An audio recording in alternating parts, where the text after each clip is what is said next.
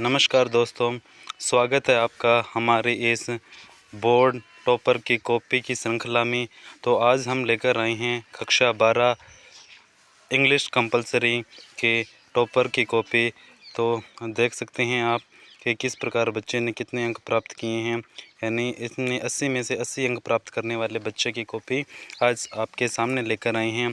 आप देख सकते हैं कि किस प्रकार हमें अपनी एंट्री करनी होती है। तो कॉपी के पृष्ठ पेज पर कि इसमें सबसे पहले अपना माध्यम, फिर विषय लिखना होता है, परीक्षा का दिन और दिनांक लिखनी होती है। इसके अलावा आप सभी ये ध्यान दें कि इस पृष्ठ के पीछे जो निर्देश दिए होते हैं उन निर्देशों को आपको अच्छी तरह से पढ़ लेना है और उनकी पालना उत्तर लिखते समय करनी है, ताकि आपको किसी भी तरह की कोई दिक्कत ना हो और आपने जिस प्रकार सटीक उत्तर दिया है उसी प्रकार आपको अंक मिले।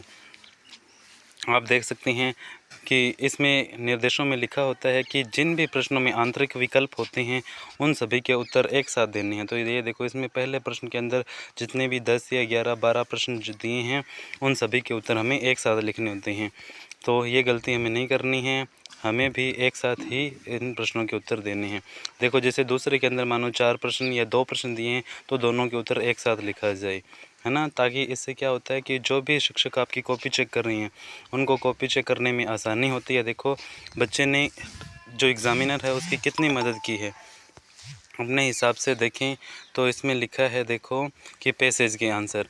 तो इसमें क्या होगा कि एग्ज़ामिनर को अपना पैसेज ढूंढना नहीं पड़ेगा, उनको पता चल गया कि ये पैसेज के आंसर बता रखे हैं। या फिर जो भी लेटर लिख रहे हो आप, तो उनको क्रम संख्या और आराम से लिखनी होती है। जिस प्रकार देख सकते हैं कि बच्चे ने लिखा है 5 नंबर क्वेश्चन है, फिर पैसेज आंसर लिखा है ना, और उसके सभी आंसर जो भी आंतरिक विकल्प थे 1 2 3 उन सभी के उत्तर एक साथ लिखे हैं। तो आप भी इस वीडियो को आराम से देखें तथा समझें कि आप किस प्रकार अपना बेस्ट आंसर दे सकते हैं। देखो, इसमें क्या होता है कि कॉपी होती है ना, उसके सबसे ऊपर लिखा रहता है कि परीक्षक द्वारा प्रदत्त अंक, प्रश्न संख्या और परीक्षार्थी का उत्तर। तो आपको भी जो भी प्रश्न संख्या लिख रहे हो उसका प्रश्न नंबर इसी कॉलम के अंतर्गत लिखना है और उसके बाद में अपना उत्तर देना है। आप ये ध्यान रखना कि ज़्यादा से ज़्यादा कॉपी में कटिंग से बचना है आपको, और जितना भी आपको उत्तर आ रहा है सटीक उत्तर देने का प्रयास करना है। शब्द सीमा जिस प्रकार निर्देश दिए होते हैं उसी प्रकार के, जो अगर 30 से 40 वर्ड वाले हैं तो उनको 30 से 40 वर्ड में ही लिखा जाए, या फिर 200 वर्ड के जो आंसर आ रहे हैं तो उनको उसी के अंतर्गत लिखा जाना चाहिए।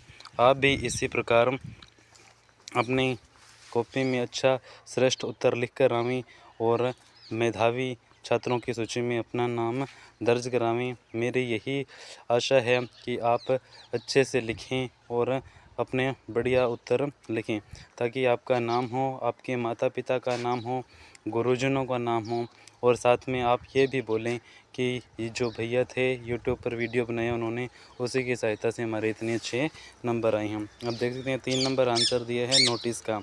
तो आप ऊपर हेडिंग डालेंगे, डेट लिखेंगे, जो भी अपने नोटिस का प्रारूप होता है उसी प्रकार लिखना है। उसके बाद देखो लेटर लिखा है, तो ये बच्चे की थोड़ी अपने कह सकते हैं कि माइनस पॉइंट है कि लेटर आधे यहाँ से शुरू कर दिया। बाकी हमें जो भी लेटर होता है वो नए पेज से शुरू करना होता है। आप हमेशा नए पेज से ही शुरू करें ताकि आपको पूरे से पूरे नंबर मिलें। ये देखो, इस बच्चे ने ये हिंदी अनुवाद किया है इसका, तो हिंदी अनुवाद वाला प्रश्न है तो हिंदी अनुवाद भी कर सकते हो आप, नहीं तो इसके अथवा में आता है वो प्रश्न भी कर सकते हैं।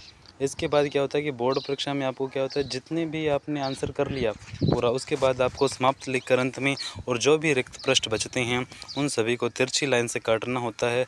तो इस प्रकार आप काट सकते हैं। तो आप देख सकते हैं कि इस प्रकार अच्छे से आप अपना आंसर लिखें। धन्यवाद।